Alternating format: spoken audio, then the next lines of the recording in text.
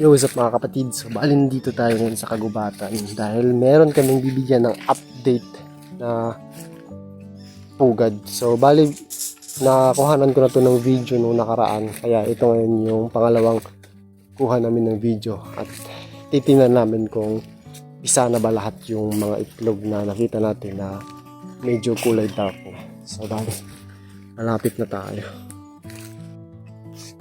So bali mga kapatid, dito na tayo sa malapit yung punong kahoy na mismong pinagpugaran ng ibon. Yun, nakikita ko na yung magulang nakasilip. Nakikita nyo siya mga kapatid. Yun, lipad, yun. Nag-drop bigla yung magulang mga kapatid. So siguro napansin niya na tayo na medyo malapit na pugad niya. Kaya yun, nag-drop siya bigla. So bali titingnan siya ng kaibigan ko dun sa taas kung isa na ba lahat yung mga itlog na nakita natin yung nakaraang video.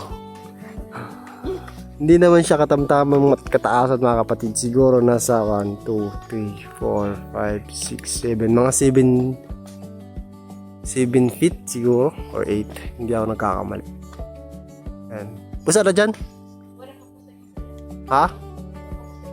Isa lang yung pusa? Isa lang? Oo. Bijoy.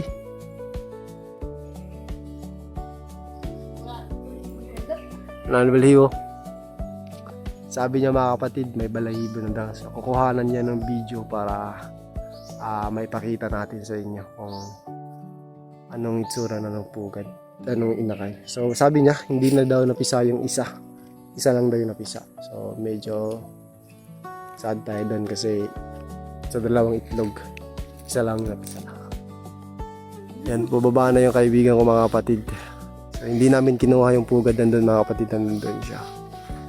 So ayun, kailangan na natin umalis para hindi natin masyadong maistorbo yung magulang o yung may-ari doon sa pugad na yun. So, tara, umuwi na tayo. Babush!